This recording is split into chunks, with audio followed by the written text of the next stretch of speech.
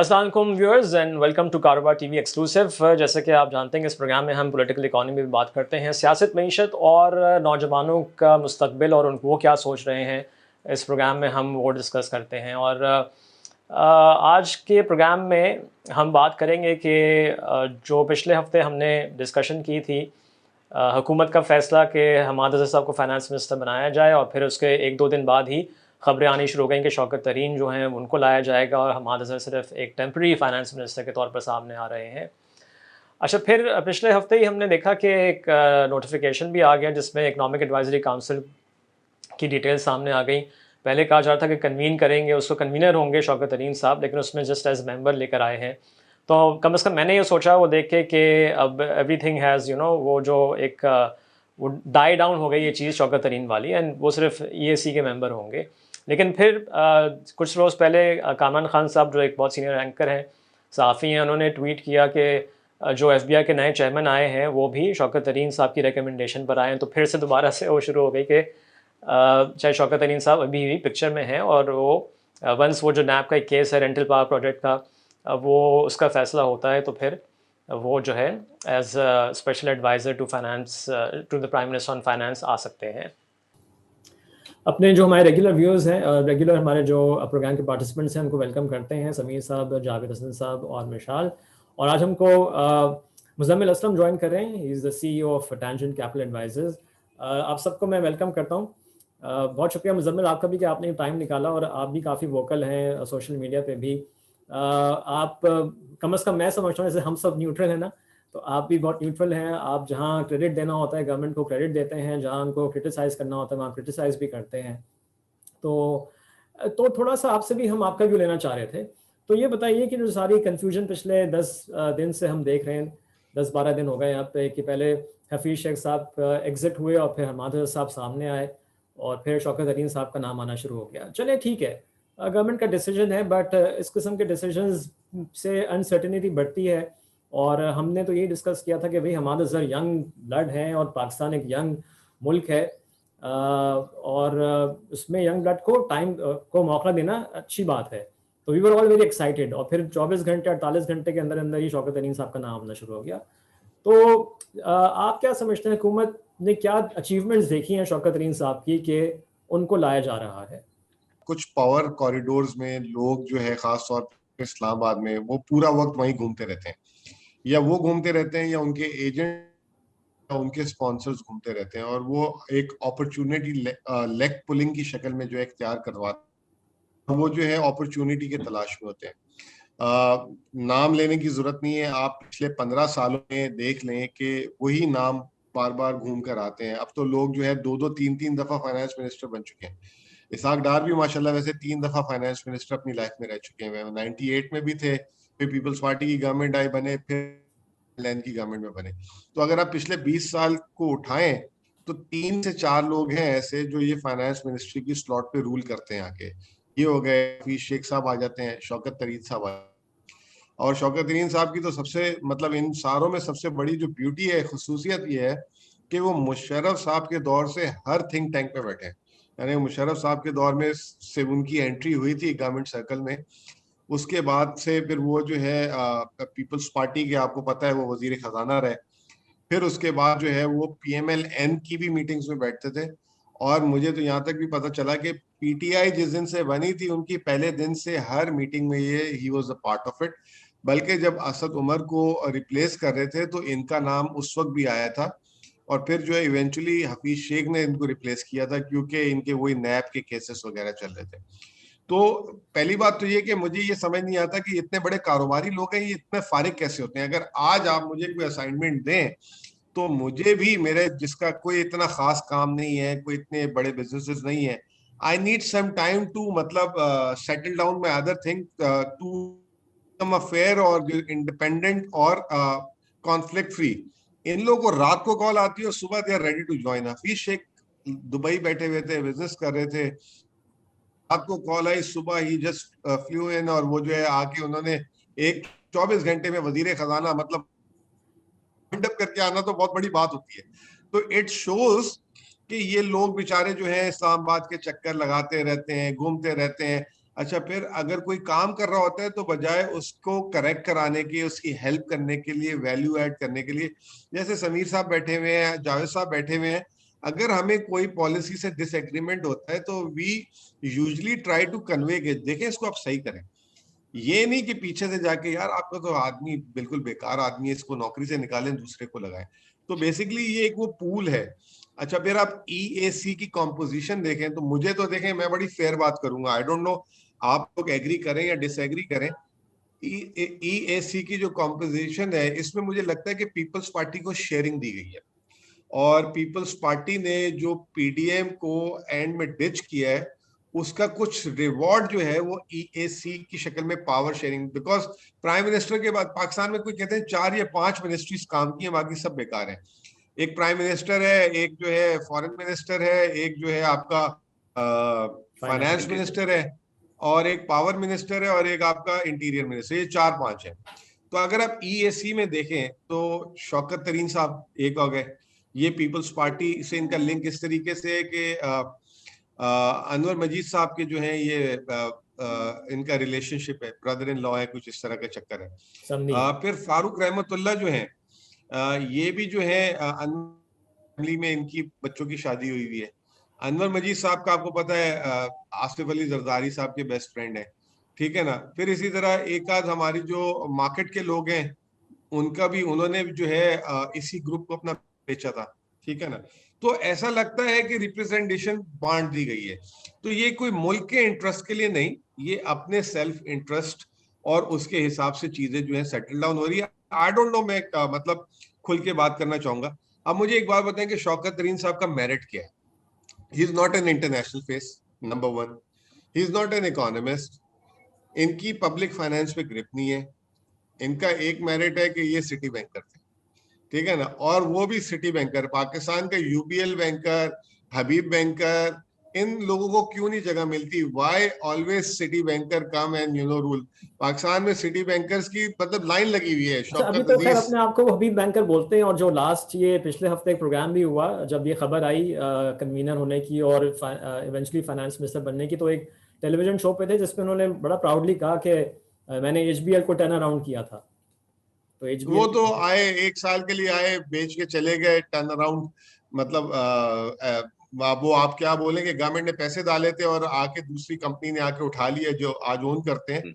ऐसा कोई turn around नहीं किया हबीब बैंक, अभी तक टर्न अराउंड नहीं हुआ मेरे हिसाब से। आपने लास्ट ईयर ही देख लिया कि यूएसए में क्या उनके साथ हुआ है। मेरी और एक इसके अलावा उनके, independent Muzammil, sorry to cut you, एक बात हो रही थी एनालिस्ट से, तो उन्होंने कहा कि अच्छा अगर आप टर्न अराउंड की बात कर रहे हैं एचबीएल की, तो उनके बाद जो सदर आए थे जाकिर महमूद साहब, उनको बुला के जरा बात कीजिए, फिर आपको बताएंगे कि कितना टर्न अराउंड हुआ था। खैर एग्जैक्टली मैं यही तो बात कर रहा हूँ कि हबीब बैंक की लास्ट ईयर तक मसाइल, आपको अंदाजा नहीं है कि कितने मसाइल हैं इस बैंक के अंदर।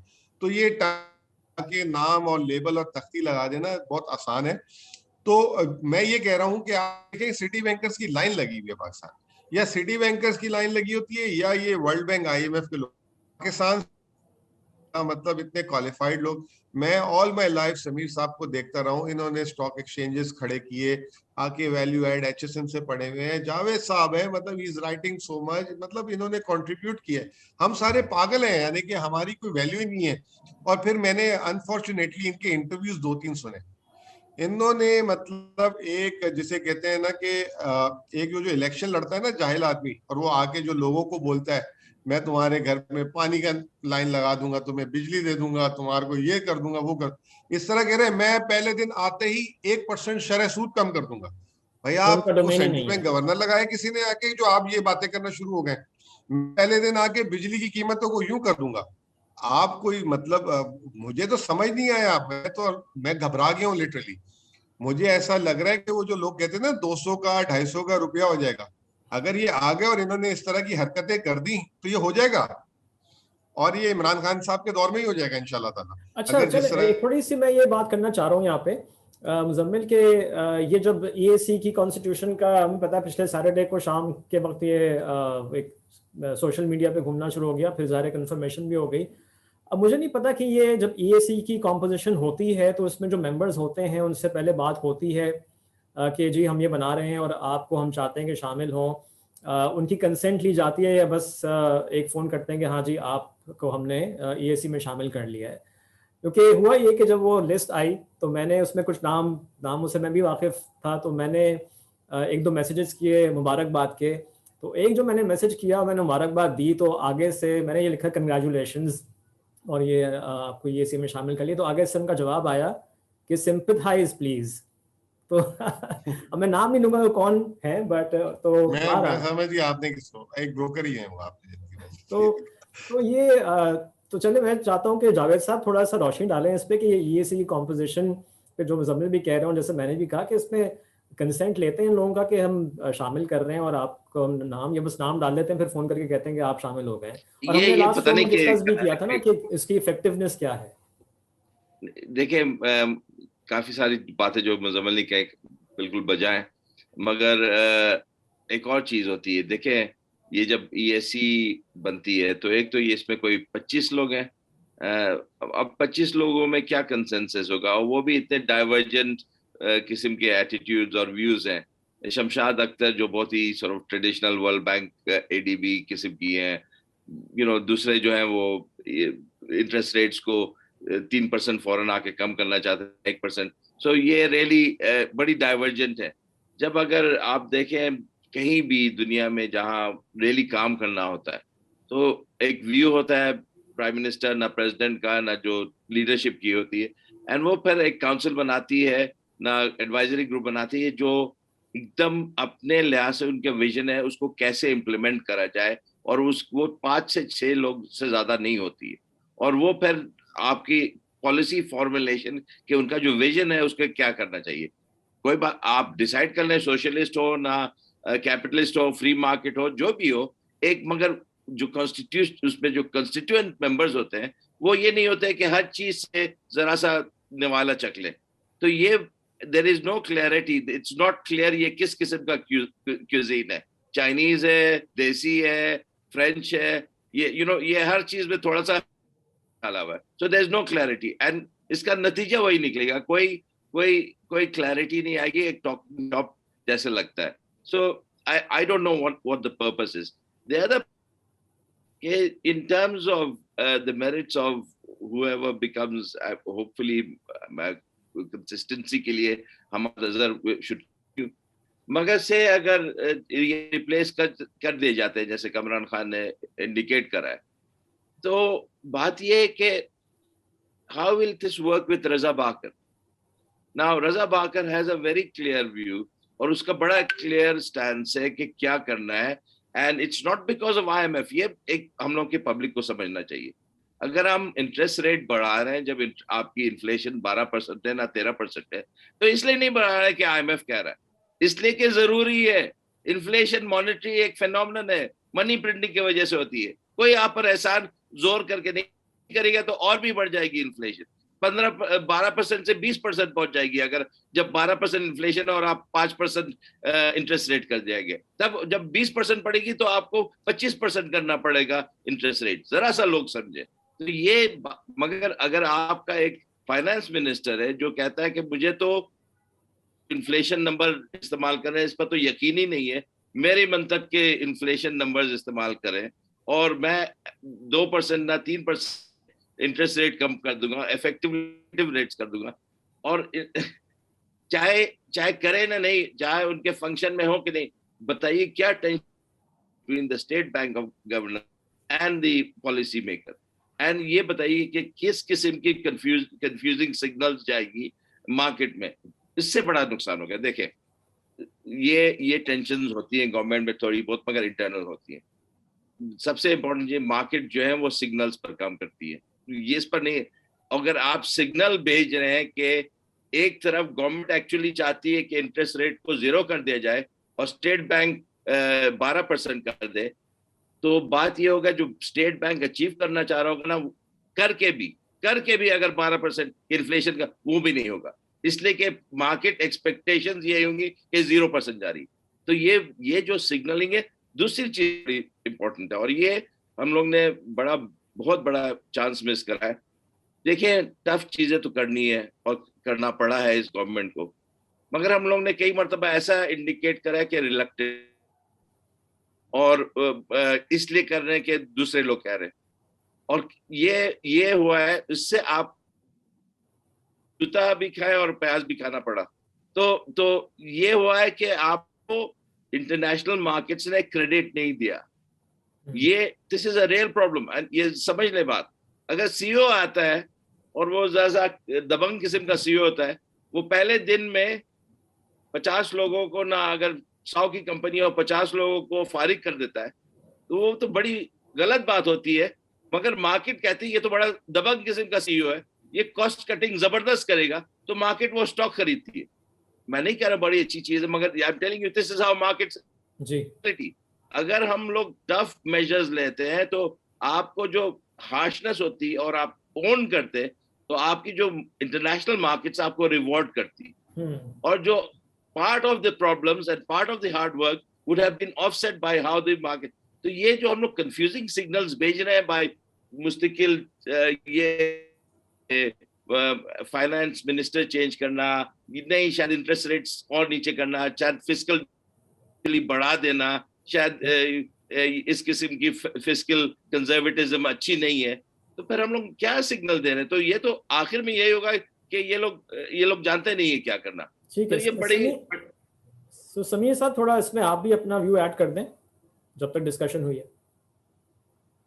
मेरा 2-3 चीजें मैं कहूँगा। एक तो ये अनफॉर्चुनेटली शौकत तरीन साहब के जो कुछ वीडियो क्लिप्स घूम रहे थे, जो उन्होंने बात की है डिस्काउंट रेट पे और बाकी चीज़ों पे, मैं मुजम्मिल से इत्तेफाक करूँगा कि भाई डिस्काउंट का काम नहीं है, स्टेट बैंक का काम, वो भी और 2-3 और चीज़ें भी। I would prefer somebody a little more thoughtful, a little more restrained as the finance minister. इन कर लूँगा मैं, डिस्काउंट रेट को नीचे कर दूँगा। Shows, I am sorry to say, economic illiteracy, and it gives me no confidence कि अगर ऐसा आदमी हमारा फाइनेंस मिनिस्टर बनने को आया। अब उसके बैकग्राउंड पे मुजम्मिल ने भी इशारा किया, जो चीज़ें डायनामिक्स होते हैं। दूसरी बात मैं ये कहूँगा कि ये पहले भी बात हुई है, मेरा बड़ा फर्म बिलीफ है कि जी ये जो की पोजीशंस पे इलेक्टेड रिप्रेजेंटेटिव होना चाहिए। Somebody who has clout in the party, in the cabinet, who is able to get the legislation through, who has clout in the parliament, who knows how it works, and eventually sell these policies. Some of these are very hard policies. Sell these policies to the electorate. ये technocrat का काम नहीं है। हफीज शेख खान साहब का time था, वो आए, उन्होंने एक स्टेबलाइजेशन की, very good, and I take my hat off to him. उन्होंने बड़ा अच्छा काम किया। लेकिन जो अगली फेज है उसके लिए अगर आप इलेक्टेड बंदा ले आए हैं तो उसको काम करने दें। Don't dilute his authority, don't make a diverse chain of command के जी इधर तो फाइनेंस मिनिस्टर है, इधर ईएसी है। थोड़ा सा मुझे कॉन्फिडेंस सिर्फ इस बात से मिलता है कि मेरे ख्याल में ईएसी हिस्टोरिकली उसका इतना क्लाउड नहीं रहा। और ये जो बात हुई है 25 लोगों का, it can only be a talking shop. तो ये थोड़ा सा मुझे जहाँ पे आपने वैसे समीर साहब क्लाउड की बात की, तो वो मुजम्मिल ने बता तो दिया इनडायरेक्टली, तो क्लाउड ही क्लाउड है उनका, बहुत ही ज्यादा क्लाउड लगता है। नहीं, क्लाउड देखिए, अब कैबिनेट में मिसाल के तौर पे कांस्टेंट स्नाइपिंग होती थी हफीज शेख की जी अनइलेक्टेड अनइलेक्टेड, तो वो एट ऑल लेवल्स वो क्लाउड होना चाहिए। If you need to get your things through the cabinet. आप जो क्लाउड के शायद इन्फ्रेंस कर रहे हैं ना, इशारा कर रहे हैं, अब जरा सा सोचना चाहिए कि वो क्लाउड भी जरा सा हल्का रहना चाहिए, वो हाथ भी जरा सा हल्का होना चाहिए। नहीं तो कभी ना कभी यही होगा कि पर उसी हाथ पर फिर रिस्पॉन्सिबिलिटी भी डाली जाएगी। यहाँ पे हम एक ब्रेक लेंगे, ब्रेक से वापस आके अपनी डिस्कशन को आगे बढ़ाएंगे और इस पर भी बात करेंगे कि नैब के डर से हम देख रहे हैं कि ब्यूरोक्रेसी जो है वो काम उस तरह से नहीं कर पा रही ओपनली जैसे कि उनको करना चाहिए, और उसकी वजह से बहुत सारे मामलों में हम देख रहे हैं कि ताख़ीर हो रही है। इंडिपेंडेंट पावर प्रोड्यूसर्स के साथ जो मुआहदा हुकूमत ने किया था वो एक बड़ी मिसाल है, जहाँ पे पेमेंट्स करनी थी उसकी डेडलाइन भी निकल गई है और अब तक पेमेंट्स नहीं हुई हैं। तो इस पर भी हम बात करेंगे, हमारे साथ देखेंगे।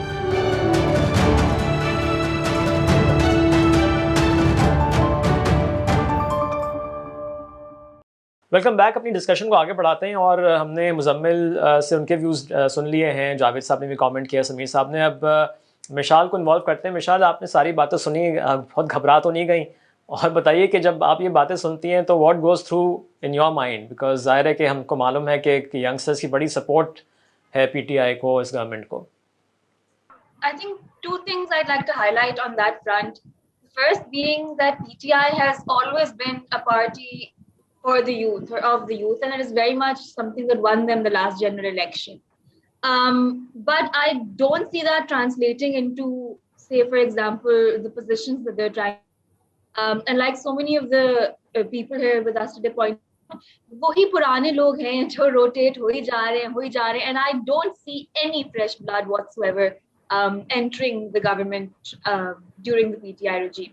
So that's concerning. And secondly, along with being a youth-oriented party and banking on their vote, it's always held up a flag of revolution or transformation. And I think for the first half of their government, you could maybe say that about, or I would, about their economic policies. कि अच्छा, they're going somewhere. कुछ कर रहे हैं, अभी नजर नहीं आ रहा है, लेकिन समझ के कुछ हो रहा है. But I think such rapid shuffling of these positions shows that, to me at this point, shows that they have very little faith in their agenda, if at all they know what their agenda is.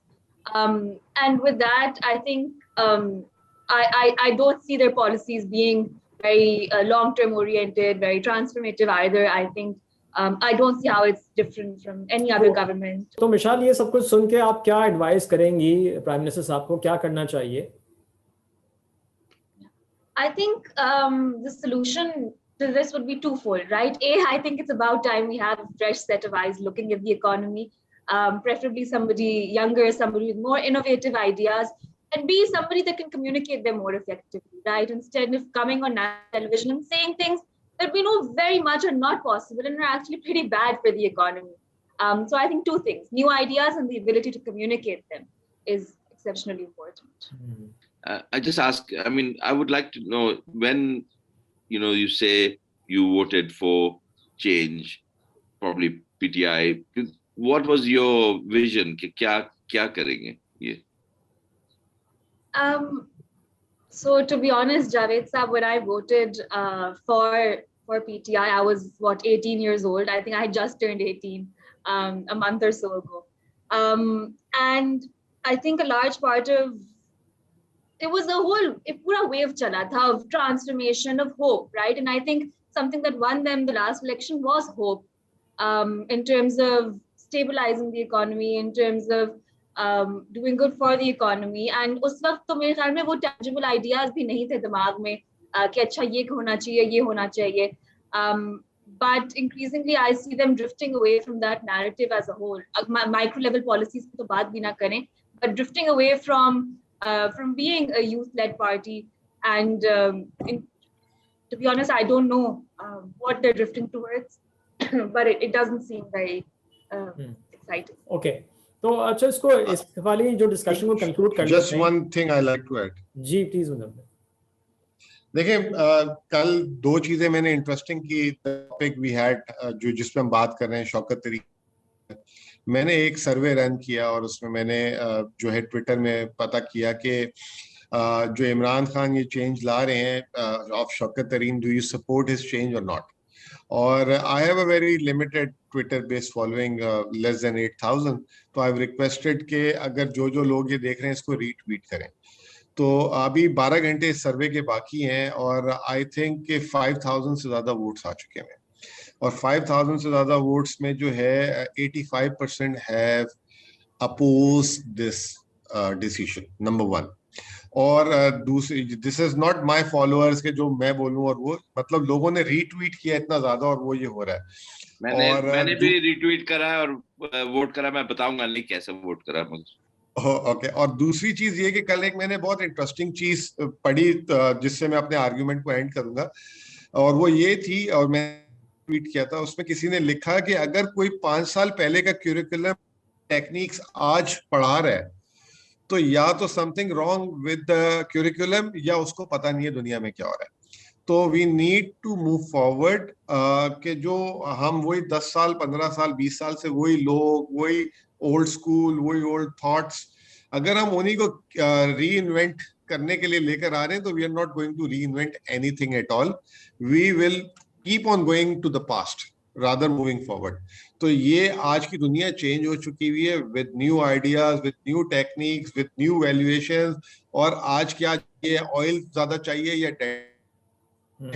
तो that the life has change. इसमें मैं भी कभी कभार eight 40s I feel like कि मैं भी outdated होना शुरू हो गया हूँ, मतलब आज के ट्रेंड के हिसाब से। तो we need to see that. और आप देखें न्यूजीलैंड की प्राइम मिनिस्टर देखें, इतनी यंग है। यूके का जो ट्रेजरी सेक्रेटरी है बिल्कुल एक यंग जो है रौनक को उठा के लेकर आए। तो दुनिया में चेंजेस हो रही हैं। और बड़े बड़े इदारे के गीता गोपीनाथ जो है IMF की चीफ इकोनॉमिस्ट, छोटी उम्र की बंदी है। और यहाँ पे आप जो है जिनको कोई अभी कोई हाथ में कोई स्पेशलाइज्ड डिग्री नहीं है, कोई काम नहीं कर रहे, कोई बड़ी चीज नहीं चला रहे, आप उनको बार बार लेकर आ रहे हैं। या वो जो है एक हमारे जो टैक्स की एडवाइस कर रहे हैं वकार साहब, उन्होंने कोई हर मिनिस्ट्री के जो है सेक्रेटरी फाइनेंस बने, अभी भी उनको आप रोल दे रहे हैं। तो यू आर नॉट लिसनिंग और you are not learning from the history actually. तो ये मेरे को बहुत ज्यादा अपसेट कर रही चीज है। ऑनेस्टली हमें कुछ नहीं चाहिए लेकर आए। हमारा कोई रिश्तेदार तो नहीं है, ना उससे ताल्लुक है, ना दोस्ती है, ना बातचीत है, लेकिन we support him because he is energetic. वो जो है उसने रेवेन्यू में आया, फिर ministry of industries of production में आया, मोबाइल फोन की कंपनीज खुलवा रहा है, जाता है, बात करता है। और दूसरी उसकी सबसे जो अच्छी बात यह है, जब भी कोई इकोनॉमिक इश्यू आता है ही कम्स ऑन टीवी और डिफेंड करता है, आके एक्सप्लेन करता है। आपने हफीज शेख को कितनी दफा देखा, जो बात की थी जावेद साहब ने कि मार्केट रन्स ऑन सिग्नल, और signal when you communicate to the market, when you come and see and talk, अगर आप जो है कमरे में बिठा दें लोगों को और वो बैठ के पीछे से खेलते रहे, तो इस तरीके से चीजें मूव फॉरवर्ड नहीं करेंगी। बिल्कुल। और जस्ट टू ऐड जमीन, जो आपने कहा ना, वो कहते हैं, जैसे आपने भी एक कहावत की बात की कि हाइट ऑफ स्टुपिडिटी ये होती है कि to keep doing the same thing the same way and expect different result. तो वो इंसैनिटी इंसैनिटी स्टुपिडिटी नहीं बल्कि इंसैनिटी। ओके, अच्छा चले लेट्स मूव फॉरवर्ड। और जो दूसरी डिस्कशन हमें करनी है वो ये है कि नैब के डर से हम देख रहे हैं कि ब्यूरोक्रेसी काम बिल्कुल स्लो डाउन हो गया है, कहीं नहीं हो रहा। और वो इंडिपेंडेंट पावर प्रोड्यूसर्स के साथ जो गवर्नमेंट ने एग्रीमेंट्स किए उसका बहुत ही ढोल भी बजाया कि इतने अरबों रुपयों की सेविंग होगी over a period of years. उसकी डेट भी निकल गई जो पेमेंट होनी थी। वो पावर डिवीजन ने कहा है कि जी वो नैब हमें क्लीन चिट दें and all that. Federal government और फेडरल कैबिनेट ने उस चीज़ का अप्रूवल दे दिया है। तो अब ये क्या सिग्नल जा रहा है कि फेडरल कैबिनेट की भी कोई हैसियत नहीं है कि अगर उन्होंने भी एक चीज़ अप्रूव कर दी है तो पावर डिवीजन उसको लेके बैठ जाए कि नैब से क्लीन चिट मिलेगी तो काम होगा। और उस पर एक सोने पे सुहागा ये कि ये सर्कुलर डेट को ख़त्म करने के लिए हम कर रहे थे, और अब जो ये पेमेंट अपनी टाइम पे नहीं की है तो अग्रीमेंट के तहत वो और पेनल्टीज गवर्नमेंट पे पड़ना शुरू हो जाएंगी। तो ये एक एग्जांपल दी है। बट ये जो इस तरह के हालात हैं इसमें फिर कैसे काम चलेगा, और इसमें इस पे भी मैं चाहता हूँ कि आई थिंक मुजम्मिल ने रिसेंटली एक वीडियो भी की है। मुजम्मिल, क्या व्यू है इस पे आपका? ये कहाँ किसकी फॉल्ट है? ये नैब आया था पहले जब मुशर्रफ साहब लाए थे, तो वो जो है पॉलिटिशियंस की करप्शन तक होता था कि इसके एसेट्स ये हुआ। आपको इफ यू रिकॉल 2006-07 जब स्टील मिल का इशू आया था, और स्टील मिल के इशू में फर्स्ट टाइम जो है एक प्राइवेटाइजेशन जब आई, और आज वो आप स्टील मिल का हाल कि क्या हुआ है। स्टील मिल 2013 से बंद है, से तनख्वाहें दे रहे हैं, और finally you have decided in 2021 के to shut down this industry, ठीक है ना। फिर आपको याद होगा उसी जमाने में एक और चीज हुई थी रिकोडेक की। रिकोडेक अच्छा एग्रीमेंट किया, बुरा एग्रीमेंट किया, जो भी किया, ठीक है ना, आपने कर दिया, और आज आप उस पर $6 बिलियन की आप पेनल्टी आपको पे करनी है, जिसकी वजह से आपका रूजवेल्ट, आपके जितने फॉरेन एसेट्स हैं उन पे अटैचमेंट लग चुकी है, और अभी आप रिव्यू में, अपील में। फिर आप आ जाए रेंटल पावर पे आ गया, पीपल्स पार्टी की गवर्नमेंट आ गई, उन्होंने रेंटल पावर के एग्रीमेंट किए। उसमें जो एक आपको याद होगा कि फेमस करके जो टर्की का जी, वो 10 साल से आप लिटिगेशन में पड़े रहे, आपको $1.5-2 अरब की पेनल्टी लग गई। अल्लाह ताला ने बचा लिया, पता नहीं अदगन ने इन्वॉल्वमेंट किया, किसने किया, ये सारी चीज हो गई। उसके बाद से हम रिपीटेडली देख रहे हैं कि अब ये गवर्नमेंट हो गई, ये पिछली गवर्नमेंट थी जब PMLN की, to be fair with them also, जब वो स्विस साउथ का या PSO का या किसी को MD लगाने एमडी जो है वो कोर्ट से स्टे ले आता था। अगर आप जो है चेयरमैन SCCP को या किसी को हटाने जाते थे वो ऑस्ट्रेलिया आता था, ठीक है ना। अब ये एक चीज आ गई, जो गवर्नमेंट जो एग्जीक्यूशन बॉडी है डिसीजन लेती है, उसी को चैलेंज, वो चीजों को रुकवा देते हैं। अभी आप ये देखेंगे, ये गवर्नमेंट ने जो है शुगर कमीशन की पहले रिपोर्ट पे इन्वेस्टिगेशन हो रही है, शुगर वाले जाके कोर्ट से स्टे ले आएंगे, हमसे डाटा ना लें, हमसे इन्वेस्टिगेशन ना करें, ठीक है। अभी वो चीनी की एक प्राइस फिक्स की विच इज रॉन्ग मेंटली, वो कोर्ट के पास चले गए। रेंटल पावर में आप ये रेंटल पावर IPPs के एग्रीमेंट में भी आप देख लें कि पहले जो है कोर्ट्स इन्वॉल्व थे, कोर्ट्स हटे, फिर नैब आ गया, नैब हटा, फिर वो एक फाइनली एक एग्रीमेंट हुआ, अब वो वापस से जो है सारी चीजें इन्वॉल्व हो गई। तो आई थिंक के ये जो अभी बात भी हो रही थी, इसको थोड़ा सा मैं लिंक करूंगा, which is not your question again, state bank की ऑटोनॉमी से, कि लोगों ने आके स्टेट बैंक की ऑटोनॉमी पे जो है ना चीखने चलाना शुरू कर दिया कि इनको इन्वेस्टिगेट नहीं कर। गवर्नर स्टेट बैंक अगर अपॉइंट किया है तो उसको इसलिए अपॉइंट किया है कि he take his view on monetary side as well as on the exchange rate side. अगर उसको लगता है कि अप्रोप्रिएट है कि रेट कट होना चाहिए तो रेट कट करेगा। अब वो रेट कट करने के बाद उसके बाद FI और नैब बैठ जाए, आप हमें बताएं आपने रेट क्यों कट किया था, और ये वो तो जवाबदेह नहीं होना चाहिए, वो उसको आपने रिस्पॉन्सिबिलिटी दी है। तो यहाँ पे कह रहे हैं स्टेट बैंक की ऑटोनॉमी में कि इनको इन्वेस्टिगेट, इनके जो daily day to day decision है उसमें ना किया जाए। आई बिलीव इज कि ये जो हमारे ये जो नैब, FIA और ये जो कोर्ट्स, ऑनरेबल कोर्ट्स बोलूंगा, दे नीड टू कंसंट्रेट के जो उनका जो जॉब प्रोफाइल है उसके अंदर रहे, जॉब डिस्क्रिप्शन के अंदर रहे। लिटरली मैं आपको एक बात बता दूं, बिकॉज ऑफ दिस फेयर कि नैब आ जाएगी, FIA आ जाएगी, even prime minister of Pakistan is feared और फेयरिंग कि कोई वो अप्रूवल दे दे। वो एक चीनी की एक्सपोर्ट का अप्रूवल दे दिया था, अभी तक रोजाना लोग खड़े होते हैं कि चीनी चोर, गंदुम चोर, गंदुम चोर। मतलब कौन सी चोरी है? एक पाकिस्तान ने पहली दफा कॉल गलत हो गई, इंटरनेशनल मार्केट्स ऊपर नीचे हो गई, लेकिन अब लोग डर रहे हैं बाकायदा अप्रूवल देते हुए हर चीज के, चाहे वो, तो वो उससे हमारी इकोनॉमिक ग्रोथ और हैम्पर्ड हो रही है। तो we need to decide on, अगर ये नहीं हम डिसाइड कर सकते तो एक सोल्यूशन है, पूरी इकोनॉमी को आप डीरेगुलेट कर दें, प्राइवेट सेक्टर को दे दें, और जो है let the market forces work on it. Government regulate भी नहीं कर पा रही और डर भी रही है, और इनके इदारे, इन्हीं के इदारे इनको हॉन्ट कर रहे हैं। तो this is not going to help us a lot. हम जो है मर जाएंगे, मैं आपको बता रहा हूँ, और ऑलरेडी जो है we are suffering a lot. This is my point. ठीक है, I would add to that, Muzammil एकदम सही कह रहे हैं कि there is way too much oversight by so-called accountability bodies. तो ये है कि जरा सा सोचना चाहिए कि आप एग्जीक्यूटिव एक्शंस में कितना इंटरफेयर कर सकते हैं। Just everything in the end in administrative issues is a judgment call. अब क्लियर कट अगर करप्शन है तो वो उसकी तो नैब की जरूरत भी नहीं पड़नी चाहिए। फ्रैंकली स्पीकिंग आपके दूसरे लॉज हैं उससे हो सकते हैं।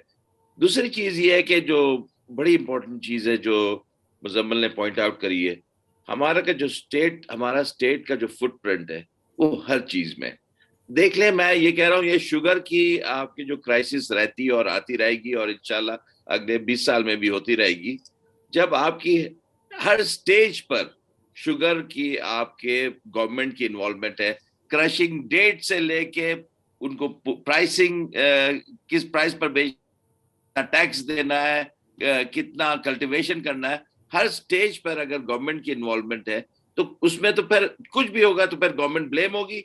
और ये भी जरूर होगा कि अगर आप इंपोर्ट्स रिस्ट्रिक्ट कर रहे हैं कि आप इसलिए कि आप पूरा एक वो जो ढांचा है उसको ऊपर रखना चाह रहे हैं, तो इट विल नॉट सॉल्व। या आप देखिएगा बार बार ये शुगर क्राइसिस आती रहेगी, और हम लोग जब तक डीरेगुलेट नहीं करेंगे और जब तक फ्री इंपोर्ट्स नहीं करने के देंगे, ये कौन पे कर रही। और ये भी जरा सा लोग सोचे, कुछ लोगों के लिए, कुछ शुगर प्रोड्यूसर्स के लिए, और हम लोग फार्मर्स को सपोर्ट कर सकते हैं, इस पे फार्मर्स की नहीं है रैली, हम के लिए हम लोग आम आवाम को महंगी शुगर खरीदवा रहे हैं। इंडिया में कोई 20-25% चीपर है sugar.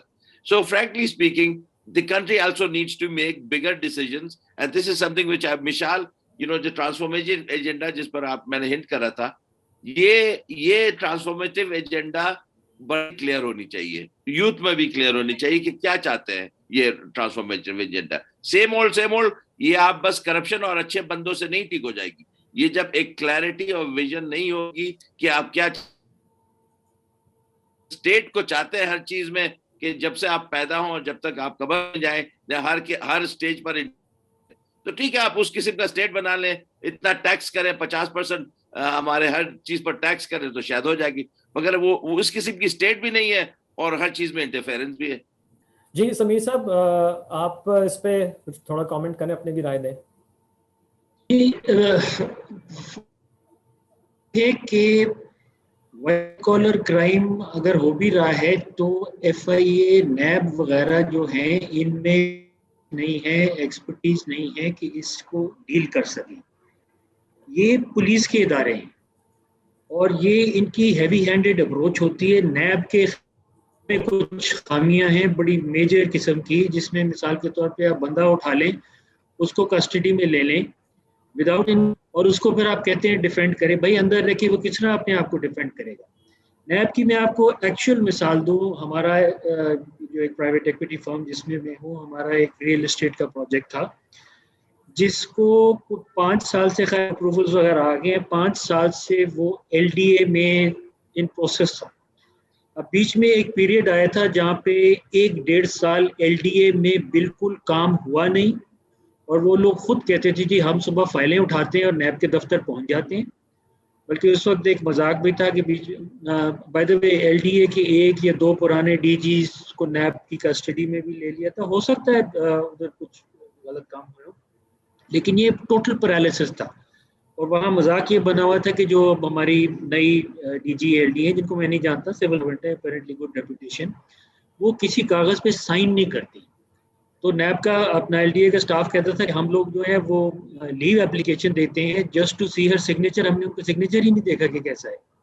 So this is the state of affairs and this is a fear which is running through all levels of government. और ये जो बात हुई है स्टेट बैंक की ऑटोनॉमी की, मैं तो कहता हूँ ये फ्रीडम फ्रॉम नैब और FIA सब गवर्नमेंट के इदारों को दे दी, not just because this mindset, it's all of these are not law and order problem. अभी शुगर की बात हुई है, क्या हो रहा है कि DC जो हमारे हैं वो सड़कों पे जा रहे हैं, दुकानों में प्राइसेस चेक कर रहे हैं कि जी सही कीमत पे बिक रहा है। This is not a law and order problem, this is a markets problem. और DC अगर जा भी नहीं, कितने दिन जाएंगे? हफ्ता जाएंगे, 2 हफ्ते जाएंगे। सो वही जो बात जावेद की में कि एक जो थिंकिंग की जो क्लैरिटी जब तक नहीं आती, फिर उससे एवरीथिंग फॉलोज। तो मैं तो I am dead against these FIA and NAB involvements. And this is where जो बात हो रही है मिशाल की, यूथ रियली और fresh kind of thinking is essential. पिछले 20 साल से अगर वही लोग आ रहे तो इट्स वेरी अनलाइकली कि वो फ्रेश थिंकिंग लाएंगे, अनलेस वो कंप्लीटली वो रिप्रोग्राम हो जाए। वो रिप्रोग्रामिंग उनकी नहीं हो रही है, तो वो बार बार वही चीज कर रहे हैं और फ्रेश थिंकिंग एकदम नहीं ला रहे, और आप देखिएगा अगले 20 साल में भी यही होता रहेगा। अच्छा, वैसे जब ये गवर्नमेंट आई थी, हमें पता है, I heard the law minister को कुछ TV प्रोग्राम्स में, और ये भी मेरे ख्याल में 1.5 साल पुरानी बात हो गई है कि हाँ नैब के क़वानीन में जो, और ये सॉरी टू से ये PMLN की गवर्नमेंट में आया था जब इसमें चेंजेस हुई थी नैब के क़वानीन में, तो उसी वक्त बहुत मीडिया पे शोर मचा था कि ड्रैकोनियन लॉ बना दिया है, और वो अब तक उसमें वो चेंजेस नहीं ला सके। अब आई डोंट नो कि वो इंटेंशनल है या क्या है, बट इट्स हर्टिंग, और इस गवर्नमेंट को भी हर्ट कर रहा है। तो उस पर ज़रूर आई थिंक कुछ ना कुछ काम करने की ज़रूरत है। अपनी अकाउंटेबिलिटी होनी चाहिए, ज़रूर होनी चाहिए, बट ऐसा पता नहीं कानून क्या बन गया है कि काम ही रुक गया है। मुजम्मिल, आपको उस पर कुछ याद है? आई थिंक मैंने तो सुना था फरोह नसीम साहब को कहते हुए कि हम चेंजेस ला रहे हैं। देखें, हम सुन तो बहुत कुछ रहे हैं। जैसे अभी कल कामरान खान साहब ने ट्वीट किया कि नए FBR चेयरमैन आए हैं, वो जो है हरेसमेंट जो है लोगों को जो है ऑडिट का, इसका उसका। बीच में हमने वकार मसूद साहब को सुना था कि मैं पूरा इलेक्ट्रॉनिक कर रहा हूँ, ये कर रहा हूँ। फिर उससे पहले शब्बर जैदी आए थे, उन्होंने भी यही बातें कही कि मैं ट्रैक एंड ट्रेस सिस्टम ला कर रहा हूँ, उसमें जो है जायज नहीं होगा, नाजायज नहीं होगा। बेसिकली प्रॉब्लम ये है कि हम जो हैं मैं ये समझता हूँ कि हमारा जो सिस्टम है ना वो ऑब्सोलीटेड है। पहले तो हमें जो है ना, we have too many people in the system. जैसे ईएसी एक रिफ्लेक्शन ऑफ द सिस्टम है, जो मेरे ख्याल से वॉलेंटियर जो है वो जमात है, लेकिन 25 लोग भर्ती कर दिए। वो क्यों कर दिए गए? कि सबको खुश रखो, उनके लोग डाल दिए उठाकर। इसी तरीके से जो सरकार है आपकी, उसमें अगर 3 लोगों का काम है तो वो 300 भर्ती करती है, और वो 300 भर्ती करने की वजह से जो काम होना है वो भी नहीं होता।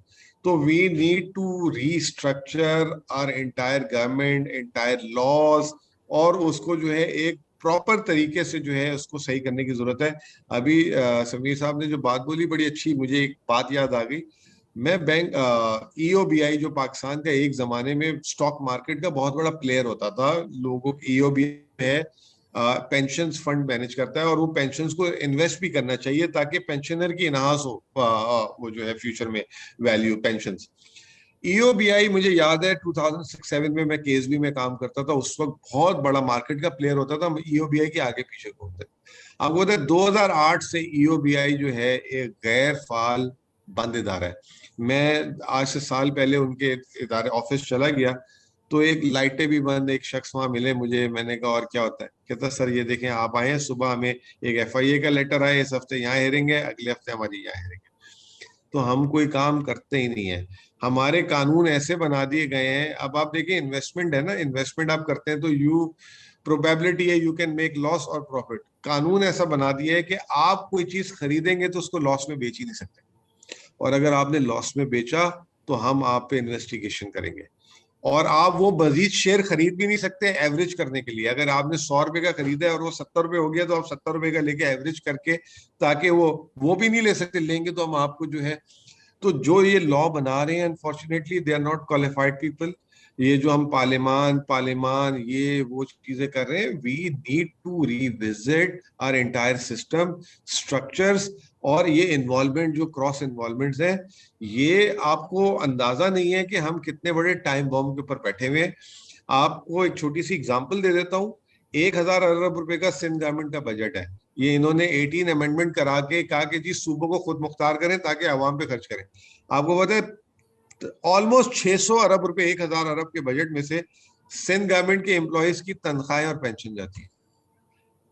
तो क्या खर्च कर रहे हैं ये मुझे ये बता दें। और बाकी जो 400 रह गए वो आपको अंदाजा है कि वो फिर किस तरह चोरी होता होगा।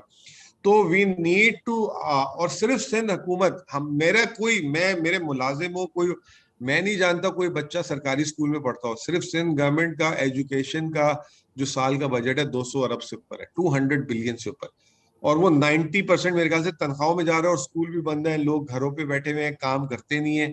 तो we need to review this. और आप बार बार अगर ये गवर्नमेंट ने आके कुछ रिस्ट्रक्चर किया, स्टील मिल के लोगों को फायर किया कि छोटी करनी है, ताना आ गया ये तो 1 करोड़ नौकरियां देने आया था, ये तो नौकरियों से लोगों को निकाल रहा है। तो एज अ कॉम भी हम हेल्प नहीं कर रहे अपने आप को इम्प्रूव करने के लिए। वी आर रेडी कि हम आके इनके साथ तबाही मचा दें। शुजा आप प्राइवेट सेक्टर में काम करें, हम सारे ऑलमोस्ट प्राइवेट सेक्टर में। 2010 से अगर हमारी आप रियल टर्म में पे देखें, हमने सफर किया है। हमारी जो 2008, 9, 10 में तनख्वाहें और पैसे हमें मिलते थे, और उस वक्त की इन्फ्लेशन और डॉलर का रेट और आज का निकालें, हम 20% पे भी नहीं होंगे। लेकिन हम कभी भी शोर नहीं किया क्योंकि मार्केट कंडीशंस नहीं है, मेरिट्स चेंज हो चुके हैं। सरकारी मुलाजिम काम करे ना करे आके धरना दे देते हैं, 25% तनख्वाह बढ़ाए, महंगाई होगी, वो हो गई, ये होगी, हमारे बच्चे। स्टील मिल वाले किस मुंह से 20 साल से घर बैठ के खिला रहे हैं, उसके बाद कह रहे हैं हमें बेरोजगार कर दिया। उनको आपने जो है गोल्डन हैंडशेक अलग दे दी, अगले 5 साल की 4-5 साल की तनख्वाहें दे दी। तो हम एज अ पब्लिक भी जो है ना, हम वी आर मॉरली करप्ट। हमारी सिर्फ सियासतदान ब्यूरोक्रेट्स नहीं, हमारी नेशन, हम लोग भी म्योरली बहुत करप्ट हो चुके हैं और very selfish, and we need to reduce this attitude, otherwise नहीं हो सकेंगी। अच्छा चलिए देखिए जी जावेद साहब, अगर आप मिसाल के इस बारे में पूछ लें कुछ। मैं एक बात कहना चाहूंगा। देखिए लोग जो है ना वही रिस्पॉन्ड करते हैं जो उनको इंफॉर्मेशन दी जाती है। आपके एंकर्स, आपके पॉलिटिशियंस, एक ही 2-3 चीजें, आइदर पर्सनालिटी बेस्ड आर्ग्यूमेंट्स होती है ना, डिस्कशंस होती हैं ना, तुम करप्ट हो, मैं करप्ट हूँ, मैं बहुत अच्छा हूँ, मैं बहुत ईमानदार हूँ, तुम करप्ट हो। ये लिटरली ये कन्वर्सेशन एक लिमिट हो गई। कहाँ डिस्कशन हो रही है कि एक्चुअली गवर्नमेंट का कितना रोल होना चाहिए, ईओबीआई को क्या होना चाहिए फंक्शन। पहले बात के ईओबीआई होनी चाहिए क्यों अभी तक चल रही है, ये ऐसी बातें हो ही नहीं रही है। एंड अगर विशाल, अगर नेक्स्ट जनरेशन और जो फ्यूचर हमारी है, जो शी सेज के ट्रांसफॉर्मेशन चाहिए, मगर व्हाट इज इंटरेस्टिंग इसलिए कि एजेंडा ही नहीं है बात की कि पता हो कि क्या एजेंडा होना चाहिए। एंड आई थिंक एक बड़ा इंपॉर्टेंट काम है हम लोग का भी कि हम लोग डिफाइन करें कि क्या एजेंडा क्या है, कि फिर प्रेशर डाल सके पीटीआई पर, जो भी गवर्नमेंट के, यार आपको ये करने की जरूरत है, ये हमारी यूथ की एक्सपेक्टेशन है। बस अच्छा कहने से क्या, अच्छा का मतलब क्या, अच्छा का मतलब ये कि और गवर्नमेंट को इन्वॉल्व कर दें। सबसे अभी मुसीबत सुनिएगा, जैसे ही अभी ये बजट आएगा, सारी बात होगी गवर्नमेंट ने रिलीफ क्या दी। गवर्नमेंट है कंगाल, एक पैसे नहीं है, मगर रिलीफ क्या देगी यार। ये आप सुन लीजिएगा, सारे गवर्नमेंट ने रिलीफ दी कि नहीं, खुदा के लिए एक पैसे नहीं है, उधार लेके काम कर रहे हैं और रिलीफ देगी। तो ये कोई पूछे कि गवर्नमेंट का काम है रिलीफ देना, ये मैं अगर कहूंगा एक किस्म की मैं ब्लास्फेमी कर दूंगा कि रिलीफ ही नहीं है गवर्नमेंट का काम देना। सो आई थिंक ये भी एजेंडा सेटिंग, आई थिंक इसमें मैं कहता हूं जरा सा बात और यूथ को भी इन्वॉल्वमेंट करनी होगी कि आप क्या चाहते क्या। जी मिशाल, respond. Javed sir, I completely agree with that, but also I think it's important to take that with a pinch of salt. I think the onus of responsibility for agenda setting is not on the general population, it is on the government. अब ये भी हम उनको करके दें तो मतलब वो क्या करेंगे, you know? And I think it can largely be fixed by bringing in a lot of technocrats, bringing in that level of bringing in experienced people within the government. I mean, that's why these positions exist, right? For them to be able to derive those nuanced policies that the general population does not understand and is not the responsibility of the general population to the government. तो ठीक है, level पे बिल्कुल signals लेती है government और लेने चाहिए पॉपुलेशन से, लेकिन एक माइक्रो लेवल पे वो मुझे लगता है कि the onus responsibility is on the government. देखिए आप पॉलिटिकल पार्टीज वो एजेंडा सेटिंग करती हैं, मगर वो इन्फॉर्म करना चाहिए, मगर एक्सपेक्टेशन भी वो जो है रिस्पॉन्ड करती है पॉलिटिकल पार्टीज। अगर वहाँ यूरोप में बड़ी एक लिहाज से, और पहले तो बहुत ही ज्यादा था, क्लियर डिमार्केशन होती थी लेफ्ट विंग और राइट विंग में। लेफ्ट विंग पार्टी जो थी वो गवर्नमेंट की और इन्वॉल्वमेंट चाहते थे और टैक्सेशन खर्च करना चाहते थे। राइट विंग गवर्नमेंट जो होती थी वो कहती थी गवर्नमेंट का काम नहीं है, बस रेगुलेट करे और गवर्नमेंट हटते जाए जितना और सब्सिडी कम दे। तो मगर यहाँ ये डिस्कशन तो होती ही नहीं है, यहाँ तो बस डिस्कशन हो कि कौन करप्ट है, कौन करप्ट नहीं है, कौन कितना चाहे, कौन किसका बेटा है, कौन किस खानदान से आता है, बस वही बात होती है। और इसीलिए हम लोग बार बार वही 20 साल से एक ही किस्म के टेक्नोक्रेट्स भी लाते हैं, और वही वो फिर बात करते हैं कि इंटरेस्ट रेट 3% कर देंगे और मैं शेयर के आके डेफिसिट बढ़ा दूंगा और सारी चीजें ठीक हो जाएंगी। तो अगर हम लोग क्लैरिटी नहीं हो ना तो फिर बात सही नहीं होगी। अच्छा, जी नहीं बोले विशाल। Nothing, I was just adding, I think he's absolutely right, but the problem also stems from the fact कि आप अपनी अगर 3 major political parties भी ले लो तो उनकी positioning कोई इतनी खास different है नहीं। So I think it also stems a little bit from that. लेकिन please Samir साहब continue. I think the point Mishal Javed is making is कि जब तक you're right, ये काम गवर्नमेंट का बहुत है, लेकिन जब तक नीचे से प्रेशर नहीं आएगा उन पे कि ये प्रायोरिटी एरियाज हैं, this is what matters to us as an elected whether young और ओल्ड और व्हाटएवर, तो वो रिस्पॉन्ड नहीं करेंगे पॉलिटिकल पार्टीज। इस वक्त जो मैं देख ले कुछ महीनों से खास तौर पे there is a huge blow back from the old vested interest. शुरू में ये गवर्नमेंट आई, रिफॉर्म एक्सपेक्टेशन ये वो, देन इट गॉट कुछ बेबी इनएक्सपीरियंस कह लें कुछ के, इस वक्त I am seeing a huge blow back. अब ये इंडिया का देख लें, जो चीनी और यान का डिसीजन था, भाई it makes perfect economic sense for us as consumers, लेकिन फार्मर्स लॉबी है, एप्टिमा है, खबरदार चीनी मंगाई, खबरदार रुई मंगाई, खबरदार यान मंगाया। So this is something that at some level has to be fought. अच्छा, इन दी एंड कंक्लूजन में देखें इस पर जो हालात हैं, और जैसे मैंने एग्जांपल दी कि फेडरल कैबिनेट ने भी अप्रूव कर दिया कि इंडिपेंडेंट पावर प्रोड्यूसर्स के साथ जो एग्रीमेंट हुआ है उसमें पेमेंट करें, लेकिन खुदारा प्राइम मिनिस्टर इसको देखें, क्योंकि फिर जैसे मैंने कहा कि गवर्नमेंट की अपनी साख मुतासर हो रही है, कहाँ सर्कुलर डेट ख़त्म करने जा रहे थे और अब वो और लेट पेमेंट के चार्जेस जो हैं पड़ने शुरू हो गए हैं। अनवर मसूद साहब हमारे बहुत ही पाकिस्तान के मशहूर शायर हैं और मैं समझता हूँ तंज़ो मिज़ा की जो शायरी है वो तो उनकी उसमें मिसाल नहीं है। मुझे उनके कुछ एक अच्छे से शेर मिल गए हैं जो आई थिंक फिट बैठते हैं इस वक्त जो हालात हैं हुकूमत के। सो विथ योर परमिशन, वो कहते हैं अनवर मसूद साहब, क्लर्कों की सभी मेज़ों पे अनवर, क्लर्कों की सभी मेज़ों पे अनवर, हर एक फाइल मज़े से सो रही है। क्लर्कों की सभी मेज़ों पे अनवर, हर एक फाइल मज़े से सो रही है। अगरचे काम सारे रुक गए हैं, अगरचे काम सारे रुक गए हैं, मगर मीटिंग बराबर हो रही है। तो मेरे ख्याल में ये फिट बैठती है सब जो हालात हैं हुकूमत के, इस पर फोकस करना है। Prime minister should take the lead and should take charge, और जो इम्प्लीमेंटेशन का जो आई थिंक मरहला है ना उस पर पीछे ना हटें, डिसाइड कर लिया है तो एक्शन भी लें।